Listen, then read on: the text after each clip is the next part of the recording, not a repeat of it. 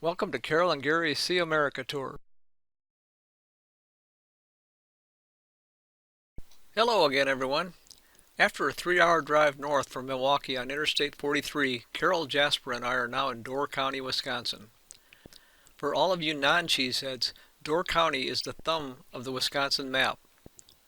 Door County is approximately 70 miles long and 18 miles wide at its widest point in the southern part of the county and narrows to less than 2 miles across at the northern tip of the peninsula. Door County has 11 historic lighthouses that dot the peninsula's shore, so the first thing that Carol and I did after we got our campsite set up was drive to the nearby Cana Island Lighthouse. This is a satellite picture of Cana Island. Cana Island's website says that you can walk to the island, but warns that depending on the level of Lake Michigan that you might get your feet wet. But this picture is outdated. While Carol and I were there, the road to Cana Island was covered with approximately 3 feet of water. Fortunately, the Maritime Museum, who maintains the Cana Island Lighthouse, has implemented a tractor-drawn hay wagon to ferry visitors to the island.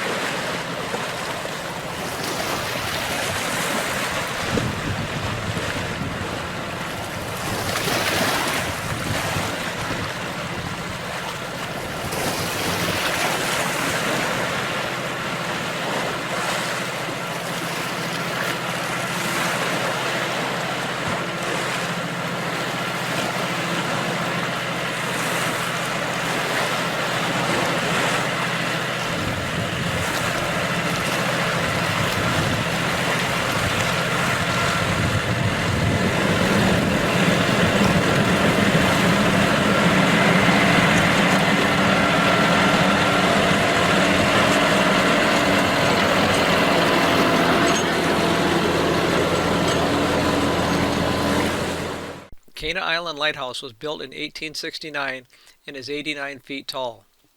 It has a cast iron lantern that was first lit on January 28, 1870. The light can be seen for approximately 20 miles. The tower is 18 feet wide at the base and tapers to 16 feet at the top. The lighthouse keeper and his family lived in quarters at the base of this lighthouse. There have been 7 lighthouse keepers during the course of this lighthouse's life. This lighthouse is still active today, but was automated in 1944 so that someone doesn't have to physically be there to turn the light on every night. The Cana Island Lighthouse has 97 cast iron steps leading to a lookout platform at the top.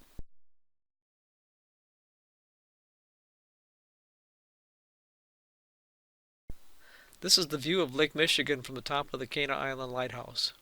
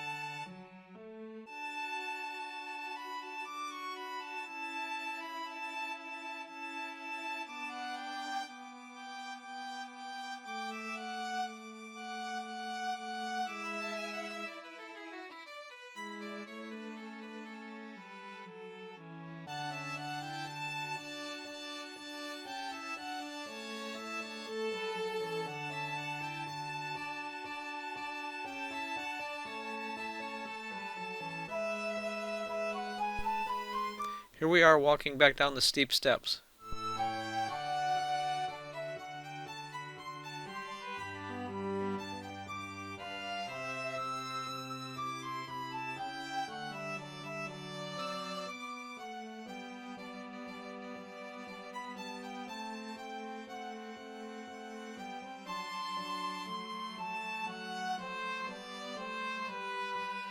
Quick ride on the wagon again and we were back at the car.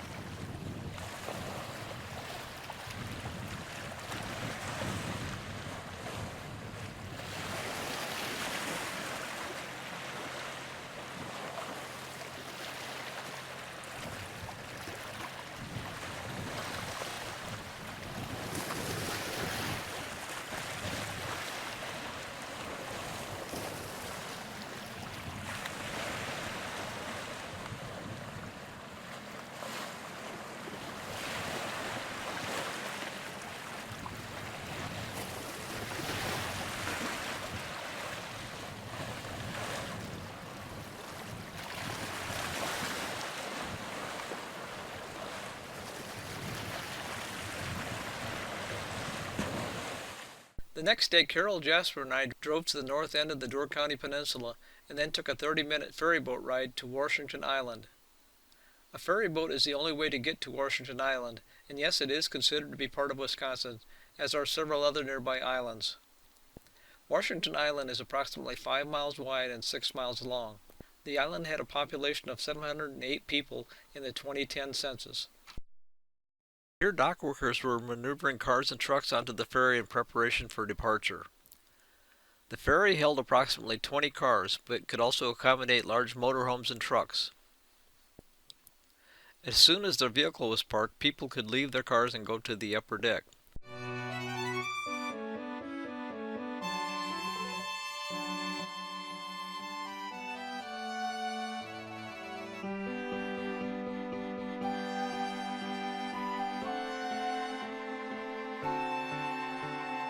Here we are loaded and leaving the dock.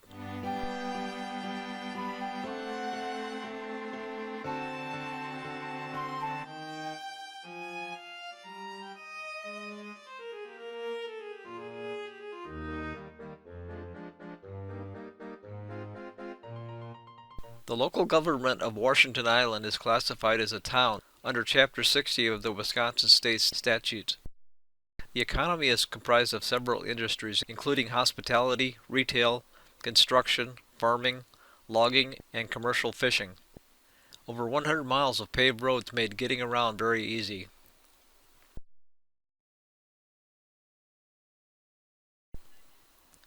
We saw a business advertising lavender oil, so we stopped and walked around.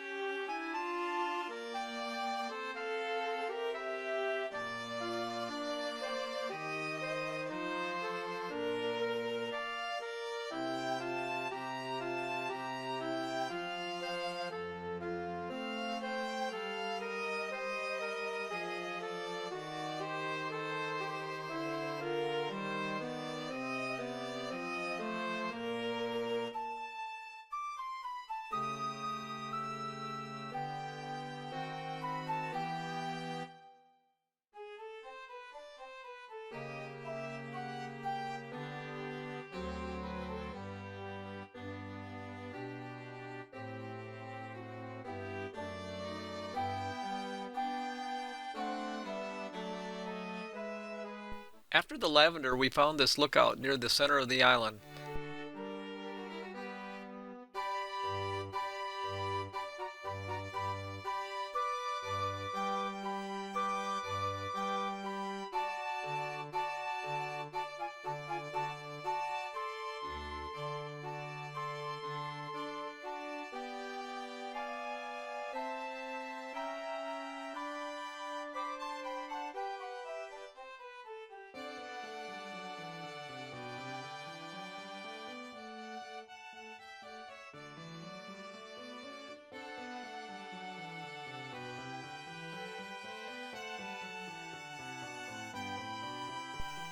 As we continued to drive around, we found a small lake on this small island.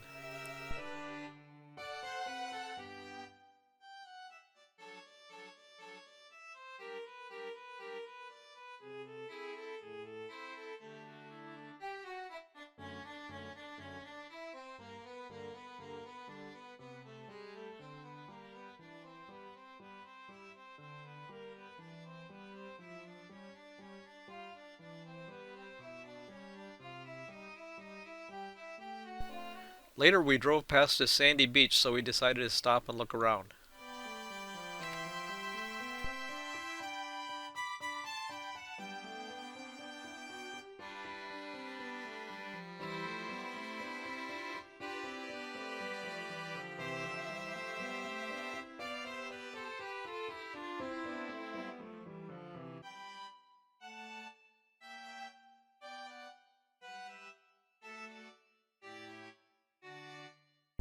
After seeing rain all day on August 27th, we left Door County on Wednesday, August 28th, and drove south a short distance. I wanted to make one more stop before leaving Wisconsin. The Green Bay Packers were founded on August 11, 1919 by Curly Lambeau and George Whitney Calhoun. Curly Lambeau solicited funds for uniforms from his employer, the Indian Packing Company. He was given $500 for uniforms and equipment. The 1919 Green Bay Packers season was the first season of competitive football. In 1921, the Packers were granted a membership into the new National Football League. The Packers playing field opened in 1957 and it was initially known as New City Stadium. In August 1965, the field was renamed Lambeau Field in memory of Packer founder, player, and longtime head coach Curly Lambeau, who had died 2 months earlier. Lambeau Field has a capacity of 81,441, the fourth largest field in the NFL. During our tour, we were taken to the Alumni Suite, where previous Green Bay Packer players come to watch the game. Large super suites at Lambeau Field, which are typically rented by businesses, can run as high as $180,000 per season. After touring the Alumni Suite, we were taken down to the field through the tunnel, where all players go from the locker to the playing field before a game.